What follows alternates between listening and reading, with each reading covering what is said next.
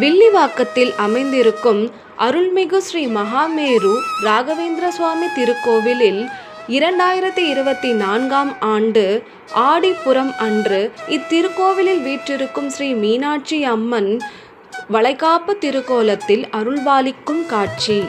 வளைகாப்பு கோலத்தில் இருக்கும் அம்மனை தரிசித்து அவள் மேனியில் சாற்றியிருக்கும் அந்த வளையல்களை அணிவதால் நிச்சயம் மகப்பேறு உண்டாகும் என்பது ஐதீகம். அம்மனை தரிசித்து அவள் அருள் பெறுவோம்.